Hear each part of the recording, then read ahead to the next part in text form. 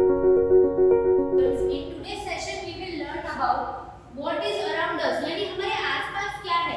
जैसे कि हम देखते हैं हमारे आसपास बहुत सारी चीजें हैं, ग्रीनरी है, समुद्र है, ठीक है, हमारे आसपास बहुत सी एटमॉस्फेयर हमें देखने मिलते हैं। तो आज हम उसके बारे में देखेंगे।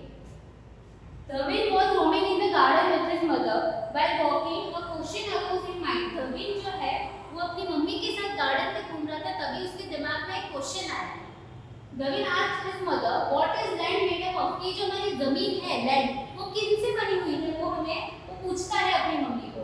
Mother replied, "Do you see the sun every day?" क्या रोज हम देखते हैं सन उगा हुआ है? ऐसा कभी हुआ है कि आज एक दिन सन उगा है, एक दिन सन नहीं उगा? नहीं, हम रोज देखते हैं सन आसमान में उगता है।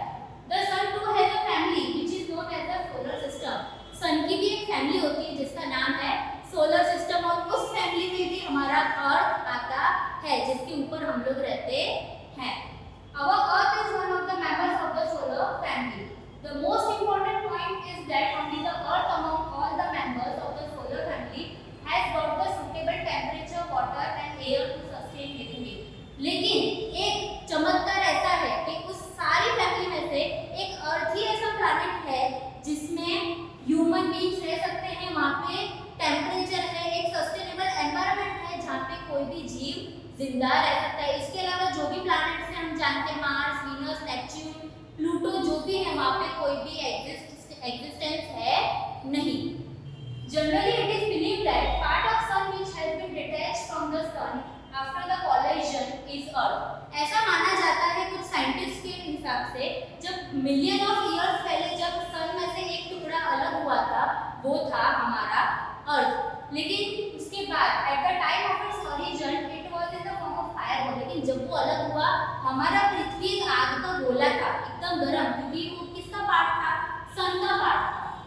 This fireball started to cool down slowly. लेकिन जैसे जैसे टाइम गया, ऐसे ऐसे उसका टेम्परेचर कम होता गया। Many elements of the earth got transformed into liquid and further into solid form. जैसे जैसे उसका टेम्परेचर कम हुआ, उसके जो फॉर्म से कुछ लिक्विड में कन्वर्ट हो गए, कुछ सॉलिड में कन्वर्ट होते गए।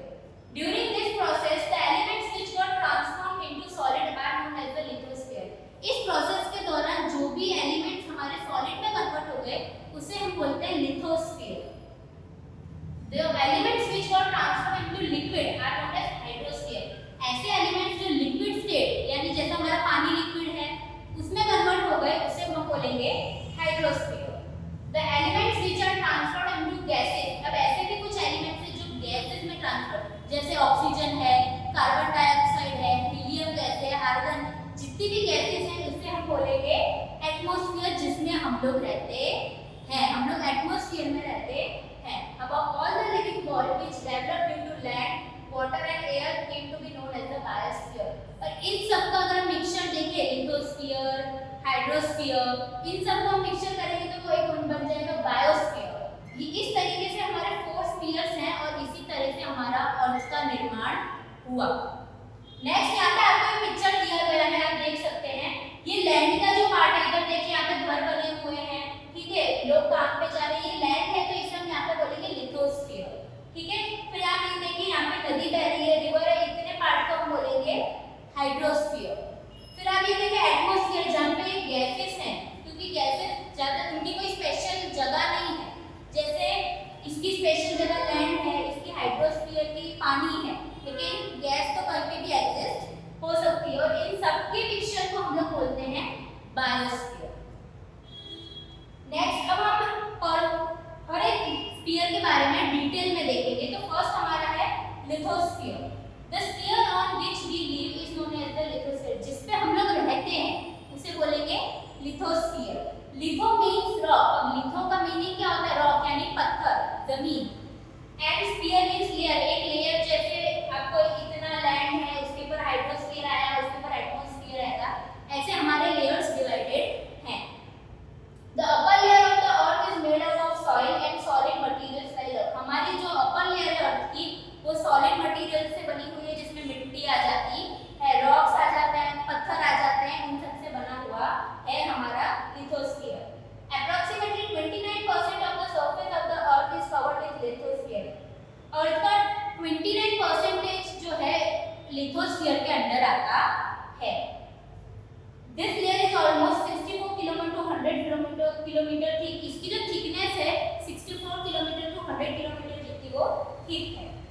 The thickness of the lithosphere is not same everywhere on the earth। अब जैसे कि हम देखते हैं हमारा इंडिया है, तो अगर हम नीचे साउथ की साइड जाएंगे तो वहाँ बरसात के कारण जमीन का इम्बैलेंस बहुत बार होता है, क्योंकि बाढ़ आ जाती है तो बार बार उसका बैलेंस चला जाता है, तो हर जगह उसका बैलेंस सेम नहीं होता है। Similarly, their interior and exterior do not have the identical physical features। इसी तरीके से जो उनकी इंटरनल फीचर्स है वो भी सेम नहीं होते, हर जगह की अलग अलग फीचर्स होते हैं। It is mostly made up of substance like soil and, लेकिन ज्यादातर लिथोस्फीयर में रॉक्स एंड सॉइल पाए जाते हैं। नेक्स्ट हम देखेंगे landforms like mountains, plateaus, plains and valleys. अब जैसे कि पहाड़ है, प्लेट्यूज है, घाटी जो हम बोलते हैं, हम ये सब लिथोस्फीयर के अंदर आता है। The temperature increases as we move towards the center of the earth। अगर हम देखें तो जैसे जैसे हम अर्थ के सेंटर में आएंगे, सेंटर ऑफ द अर्थ में उसका टेम्परेचर इंक्रीज होता जाएगा। The molten rocks in the interior of the earth are known as magma। क्योंकि अर्थ के बीचों बीच जो सन का अलग जो टुकड़ा हुआ था अर्थ का, उसका अभी भी कुछ पार्ट है जो अभी भी काफी गर्म है, उसे हम बोलते हैं magma. There are many gases present in the interior of the earth which rise up with pressure and heat।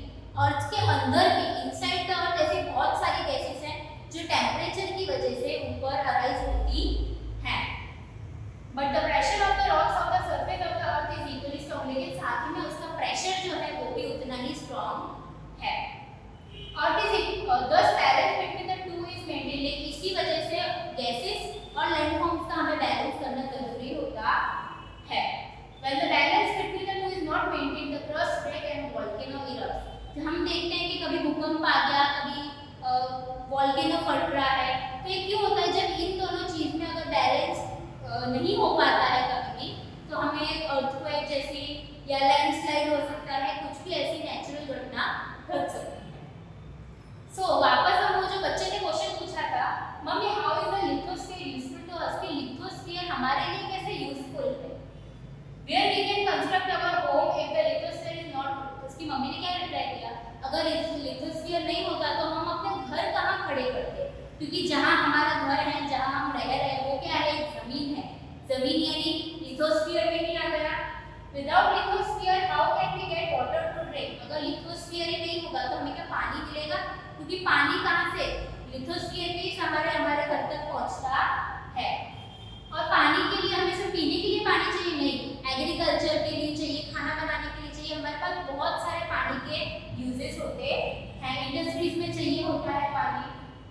Okay, अब हम देखेंगे हाइड्रोस्फीयर। ये अब तक हमने जो देखा वो था लिथोस्फीयर के बारे में। अब हम देखेंगे हाइड्रोस्फीयर के बारे में। Now let me talk about the hydrosphere. The hydrosphere is the liquid component of the earth. Liquid यानी जो बह सकता है, जैसे कि हमारा पानी जो कि एक लिक्विड कंपोनेंट है, ठीक है। इट इंक्लूड्स, हाइड्रोस्फीयर में क्या क्या आएगा? ओशियन, सी, लेक, पॉन्ड, नदी, झरना, समुद्र, ठीक है। ये सब छोटे जो भी हैं ये सब हाइड्रोस्फीयर में आते हैं। On the surface of the earth the area of water is more than that of land. Earth पे लैंड से ज्यादा वाटर का एग्जिस्टेंस है। हमारी पृथ्वी पे 70% ऑफ जो लैंड है वो वाटर में है। The area of the hydrosphere covers 71% of the Earth's surface. A water body in hydrosphere that carries a huge amount of water is known as ocean। लेकिन जहाँ पे बहुत सारा पानी हमें ह्यूज अमाउंट में देखने मिलता है उसे बोलते हैं ओशन यानी समुद्र। These ocean are, अब हमारे वर्ल्ड में कौन से ओशियन है हम देखेंगे। पैसिफिक ओशियन है, अटलांटिक ओशियन है, इंडियन ओशियन है, आर्टिक ओशियन है। ये सब जो ओशियंस हैं ये क्या है? हाइड्रोस्फीयर है। All these oceans are connected with each other. ये जितने भी ओशियंस हैं ये एक दूसरे से कनेक्टेड है। जैसे मैं अपने इंडिया की बात करूं तो हमारे इंडिया के एंड में कौन सा ओशियन आता है?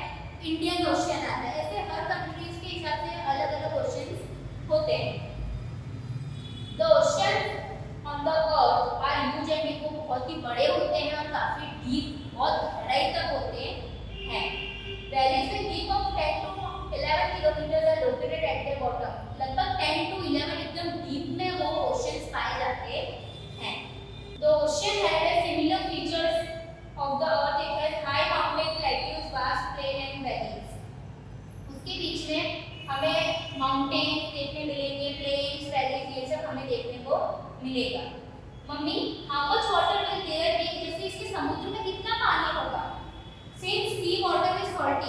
जैसे कि हम जानते हैं समुद्र का पानी खारा होता है, नमकीन होता है उसका पानी, और वो हमारे लिए काफी यूजफुल भी होता है। Yes, ocean containing 97% of the total amount of water of the earth. Yes, ये जो ओशन के अंदर जो पानी है वो ऑलका 97% है। Approximately 1/3 of remaining water is trapped in ice caps and glacier. बाकी का जो रिमेनिंग परसेंट है 1/3 वो कहाँ पे, आइस कैप जहाँ पे बहुत बड़े बर्फ के पहाड़ होते हैं वहाँ पे पाए जाते हैं, जैसे कि हिमालय है, माउंटेन है, ग्लेशियर्स है। Some water is accumulated in the lakes. कुछ पानी है जो लेक्स में होता है, कुछ रिवर्स में होता है, जो छोटी छोटी नदियाँ, हमारे इंडिया में कितनी सारी नदी है, गंगा, यमुना, सरस्वती, कावेरी, तो ये सब की हाइड्रोस्फीयर के अंदर आते हैं। लेकिन ये नदी सब जगह एंड में कहाँ मिलती हैं, तो ओशन में ही मिलती है। Okay, some of the amount of potable fresh water is less. लेकिन इन सब के बावजूद भी जो फ्रेश वाटर है, जो साफ सुथरा पानी, वो बहुत ही कम है पृथ्वी पे। Some water is accumulated in the lake. The amount of potable water is less. Fresh water is precious. This fresh water is required by living beings for their existence. The moisture for rain which is the main source of water comes from the ocean. अब जैसे कि हम जानते हैं हमारी रोजाना जिंदगी में पानी कितना जरूरी होता है। विदाउट वाटर हम कोई भी चीज नहीं कर पाते, कि ना बर्तन धोना, खाना पीना, जो भी हमारी नेसेसिटीज है वाटर की, इवन इंडस्ट्रीज भी काम नहीं कर सकती विदाउट वाटर। अब अगर हम सोचिए कि इतना कम फ्रेश वाटर है तो हमारे पास वाटर की कितनी कमी है, और हमारा सारा वाटर ओशन से ही आता है, ठीक है, तो हमारे पास फ्रेश वाटर की काफी कमी है। Valuable chemicals, minerals, salt, fishes are found in the sea. जैसे कि कुछ केमिकल्स है, फिश है, मिनरल, नमक, ये सब हमें सिर्फ समुद्र से ही मिलता है। As we have living organism on the land in the same way, जैसे हम जमीन पे हम लोग लिविंग ऑर्गेनिज्म रहते हैं, ऐसे सेम समुद्र के अंदर भी वाटर एनिमल्स रहते हैं। The tremendous force of waves, tides and currents of ocean are potential sources for generating electricity. Besides these, oceans are also required for waterways. अब ओशंस में हम और क्या क्या कर सकते हैं, जैसे कि अगर मैं बात करूँ तो जैसे बड़े बड़े शिप्स जो होते हैं वो एक देश से दूसरे देश सामान लेके जाते हैं, बड़े बड़े कंटेनर्स लेके जाते हैं। उसके अलावा जो समुद्र के अंदर जो लहरें आती हैं, जो इतनी उनका प्रेशर इतना हाई होता है जिसकी वजह से इलेक्ट्रिसिटी भी पैदा की जाती है, उसे हम हाइड्रो इलेक्ट्रिसिटी भी बोलते हैं।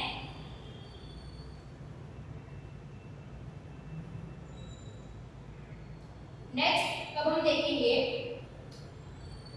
जैसे कि यहाँ पे आपको एक वर्ल्ड का नक्शा दिया हुआ है, कितना हमारे पास ये वर्ल्ड का नक्शा है, ये हमारा वर्ल्ड है, इसमें हमारा ये रहा इंडिया, ठीक है, ये बाकी सब आपको दिया गया है।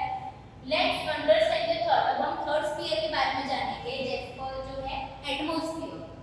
The sphere of the air that traps the earth from all sides.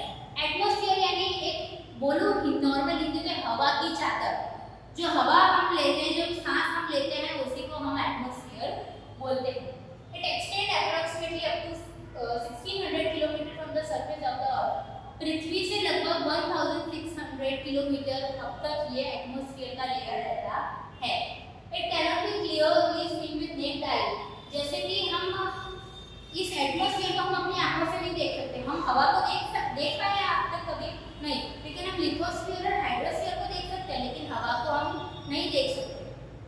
Atmosphere is composed of various gases. Atmosphere के अंदर बहुत सारी गैसेस होती हैं, जैसे कि water vapour, dust particles, smoke, salt, micro organism, oxygen, carbon dioxide, argon, helium, बहुत सारी उसमें गैसेस होती हैं।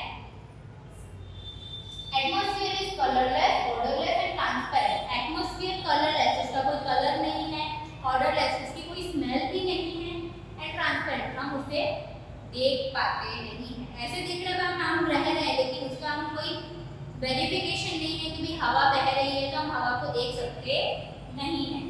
It contains approximately 78% of nitrogen, 21% of oxygen and 1% other gases. Atmosphere के अंदर 78% आपका नाइट्रोजन होगा, 21% ऑक्सीजन, और जो रिमेनिंग है वो आपकी अदर गैसेस होंगी, जिस अदर गैसेस में आपका carbon dioxide, argon, helium etcetera and etcetera.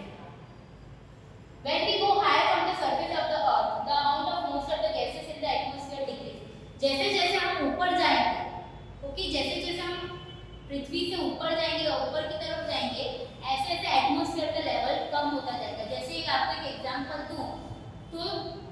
जो लोग माउंट एवरेस्ट है, जैसे जो भी माउंट एवरेस्ट चढ़ता है तो उनको ऑक्सीजन सिलेंडर लेके जाना पड़ता है। क्यों? रीजन, क्योंकि वहां ऊपर सांस लेने में दिक्कत होगी, क्योंकि जैसे जैसे हाइट बढ़ती जाएगी वहां पे ऑक्सीजन एटमॉस्फेयर का लेवल कम होता जाएगा। तो अगर कोई वहां पे जाता है तो उनको ऑक्सीजन सिलेंडर कैरी करना पड़ता है। Carbon dioxide gas is heavy, so it is found more in the lower layer of the अर्थ। सबसे ज्यादा कौन सी गैस पाई जाती है? कार्बन डाइऑक्साइड गैस पाई जाती है atmosphere. Ozone gas comprises of very small proportion in the air. इसमें से जो एक है ओजोन गैस है जो वेरी स्मॉल प्रोपोर्शन में हमें एयर में देखने मिलती है। This gas absorb the ultraviolet rays from the sun and protect the earth from the excessive heat of the sun। ये गैस क्या करती है? जो सन से रोशनी आती है पृथ्वी पे, उसमें कुछ हानिकारक किरणें जिसे हम बोलते हैं अल्ट्रावायलेट रेज जो होती हैं, उससे ये हमें प्रोटेक्ट करती है, पृथ्वी को प्रोटेक्ट करती है। This gas is more in proportion in the morning in the open ground and in the near the sea. ये गैस हमें ज्यादातर कहाँ? सुबह के टाइम पे ओपन ग्राउंड होगा उधर देखने मिलेगी और समुद्र के किनारे देखने मिलेगी। यहाँ पे देखिए ये हमें एक पैराग्राफ दिया गया है। जैसे कि आप देख रहे हैं 78% है वो हमारा क्या है? नाइट्रोजन है।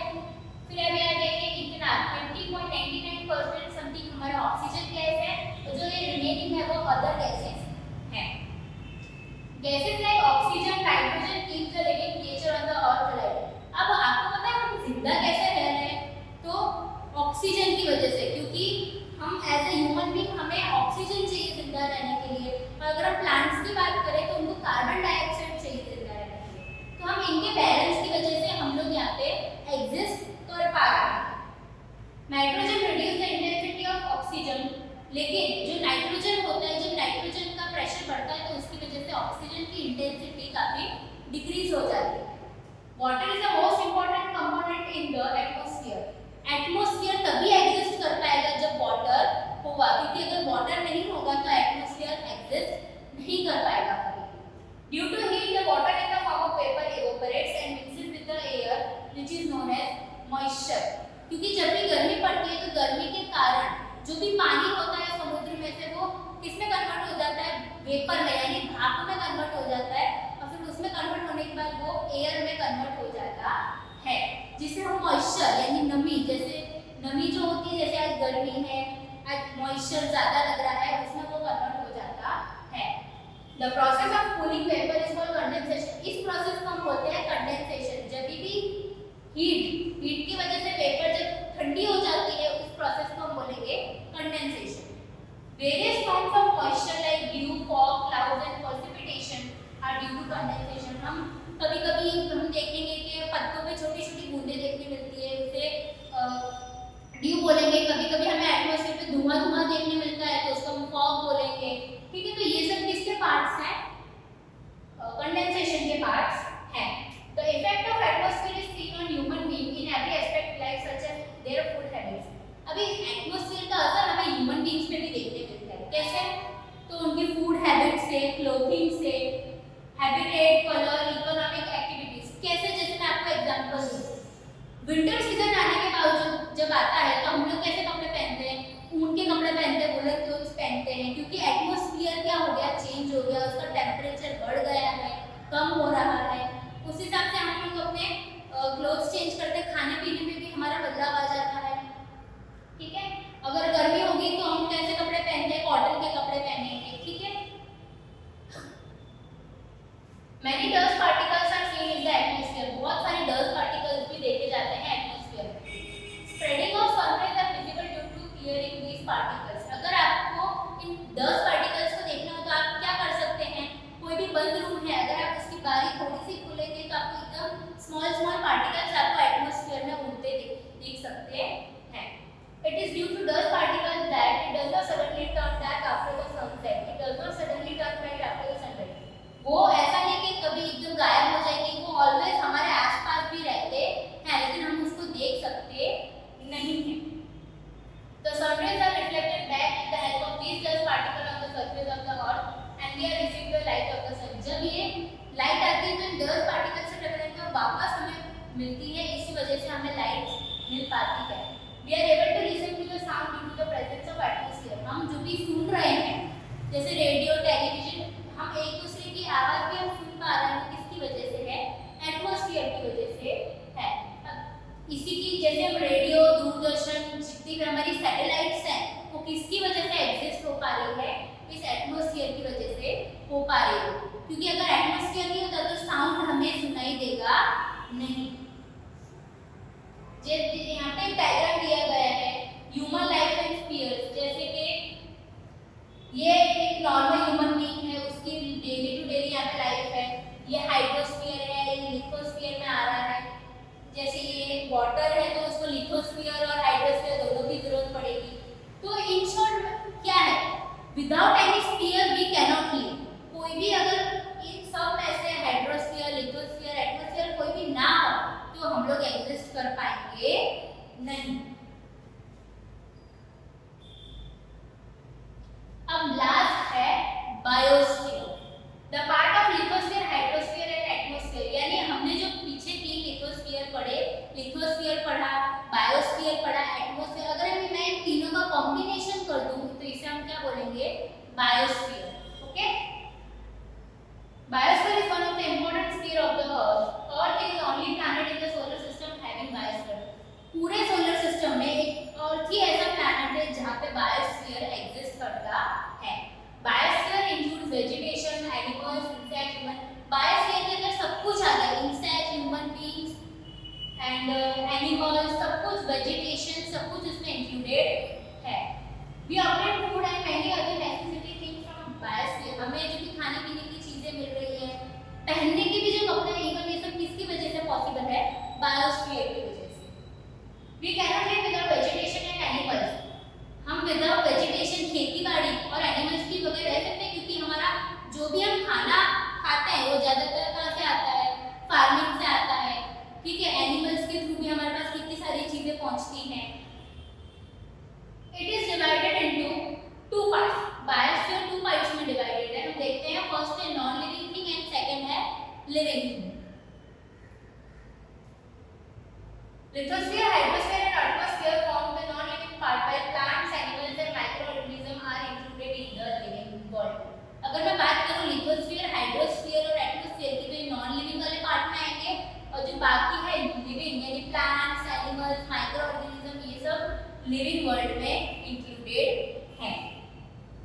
If man harms the earth by his activities, then you think it will affect the earth? अगर सोचिए, हम ह्यूमन बीइंग से हमारी आज की नेसेसिटीज की वजह से इन सब स्फीयर्स को काफी इफेक्ट पड़ा है, क्योंकि हम उसका इतना ज्यादा यूज करते जा रहे हैं कि वो धीमे धीमे खत्म होती जा रही है। अगर कोई डे अगर ये सब खत्म हो जाए, एटमॉस्फेयर, लिथोस्फीयर, हाइड्रोस्फीयर, तो क्या हम जिंदा रह पाएंगे? नहीं, क्योंकि इन सब के बिना हमारा एग्जिस्टेंस ही नहीं है। कंपोनेंट्स ऑफ बायोस्फीयर, बायोस्फीयर में क्या क्या आता है? तो देखो, नेचुरल चीजें जो बाय गॉड गिफ्टेड है, जैसे कि पहाड़ है, नेचुरल बादल है, ये सब गॉड गिफ्टेड है हमारा। मैन मेड यानी जो हमने ह्यूमन बीइंग्स ने कंस्ट्रक्ट की है उसे बोलेंगे मैन मेड। नॉन लिविंग, जैसे ये इंडस्ट्रीज यहाँ पे है तो ये नॉन लिविंग में आएंगी। पीपल यानी हम लोग, आम जनता, हम आम ह्यूमन बीइंग, हम भी इस बायोस्फीयर में इंक्लूडेड है, और हम जिंदा तभी रहेंगे जब ये सब हो पाएगा, और हम उसका अगर कंटिन्यूअसली यूज करते जाएंगे तो कोई पॉसिबल नहीं है।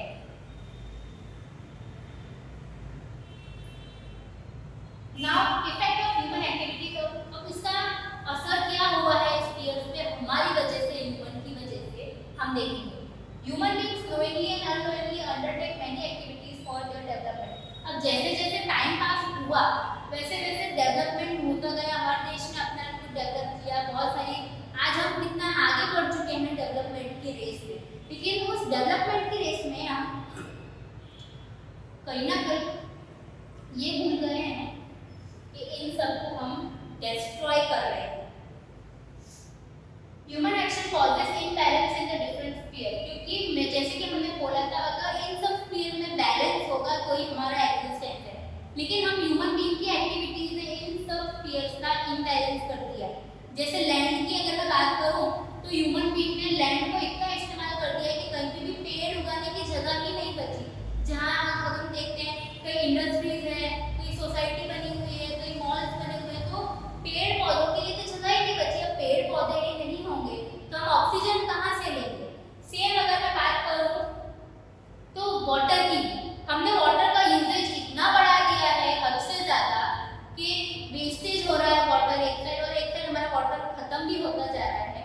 हमारी लाइफ कैसे पॉसिबल है विदाउट वाटर, ठीक है। Due to this the balance of aerospace is threatened, underground nuclear testing, too much drilling for mineral oil and excessive drilling tubewell affect the lithosphere. अब जैसे कि मैं बात करूं हमारा ऑयल, पेट्रोल, ये सब कहां से आता है? लैंड के अंदर से आता है। तो क्या करेंगे, ड्रिलिंग, लैंड खोदते जाएंगे, उसमें से ऑयल तो हम निकाल रहे हैं, लेकिन वो जो लैंड डिस्ट्रॉय हो रही है उसका क्या? फिर ट्यूबवेल जो हम कुएं बनाते हैं, वो अंडरग्राउंड पाइपलाइंस आती हो, इसकी वजह से लैंड को कितना डिस्ट्रॉय हम कर रहे हैं वो हम देखेंगे। The dumping of wastage from villages and cities along the industrial waste into the water bodies pollute them। अगर हम रिवर्स की बात करें तो अब देखिए कि गांव में एनिमल्स भी उसी में नहा रहे हैं, ठीक है, लोग वहाँ पे बर्तन धो रहे हैं, कपड़े धो रहे हैं, जो इंडस्ट्रीज का गंदा पानी है वो भी हम नदियों में बहा रहे हैं, जिसकी वजह से हमारा पूरा वाटर सिस्टम क्या हो गया है, एकदम डर्टी हो गया है, जिसकी वजह से अलग अलग डिजीज भी फैल रहे हैं। The polar caps have started melting due to increasing heat। अब इसकी वजह से जैसे जैसे गर्मी बढ़ती जाएगी, क्योंकि अगर पृथ्वी पे पानी नहीं होगा तो हमारा अर्थ का टेम्परेचर वापस जो पहले था, सालों पहले, मिलियंस ऑफ ईयर ऐसे गर्म होता जाएगा दोबारा, तो क्या हो गया, अर्थ का टेम्परेचर बढ़ता जा रहा है, और जो हमारे ऊपर माउंटेन्स है, बर्फ के पहाड़ थे, वो क्या हो रहा है, पिघल रहे हैं। The oil spills from ships and disposal of industrial chemical wastage into the water causes the destruction of marine life, which is highly dangerous for the hydrosphere। कभी कभार है ना, जो ऑयल होता है वो शिप में से निकल के पूरे समुद्र में फैल जाता है, तो पूरा समुद्र काला काला दिखने लगता है।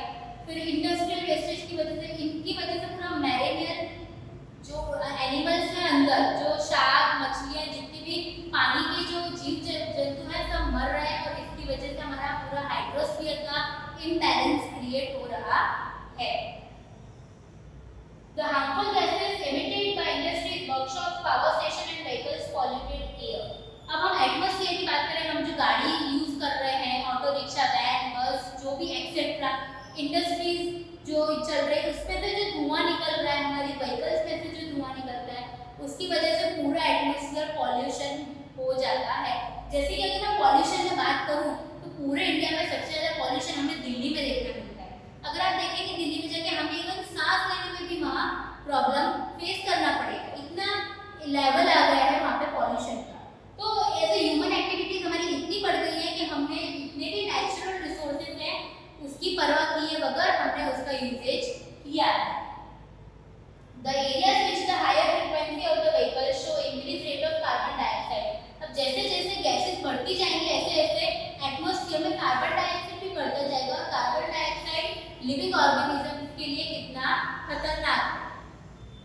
The amount of CO2 in the air increases due to the cutting of trees। अब जैसे कि मैंने बोला था, बिल्डिंग्स खड़ी करने के लिए, इंडस्ट्रीज खड़ी करने के लिए, मॉल्स, कुछ भी खड़ा करने के लिए लोग क्या कर रहे हैं, पेड़ को काटते जा रहे हैं, और जिसकी वजह से क्या हो रहा है, CO2 का प्रेशर बढ़ता जा रहा है, क्योंकि हम पेड़ काट देंगे तो ऑक्सीजन कहीं से आएगा नहीं, और हमेशा CO2 का टेम्परेचर बढ़ता जाएगा, और हम ह्यूमन बींग्स को जिंदा रहने के लिए तो ऑक्सीजन चाहिए। कार्बन डाइऑक्साइड अगर हमारे आसपास ज्यादा रहेगा तो हम ह्यूमन बींग्स को काफी सारे डिजीज हो सकते हैं। Heat on the earth increases due to the increase in CO2 in the air। In this way human activities affect the biosphere। तो इन शॉर्ट हमारी ह्यूमन बींग्स की इन सब एक्टिविटीज की वजह से हमारा पूरा बायोस्फीयर बैडली इफेक्टेड है। The nurturing links of nature and endangered due to the exploitation of environment endangered the biosphere। ऐसी बहुत सी प्रजाति है एनिमल्स की जो खत्म ही हो गई है, स्पीसीज, अब वो कहीं देखने ही नहीं मिलते। किसकी वजह से? हमारी वजह से, क्योंकि हमने उनका घर छीन लिया। और जैसे कि मैं बर्ड्स की बात करूं तो बर्ड्स पेड़ पे रहते हैं, पेड़ ही नहीं बचेंगे तो बर्ड्स भी जिंदा नहीं रह पाएंगे।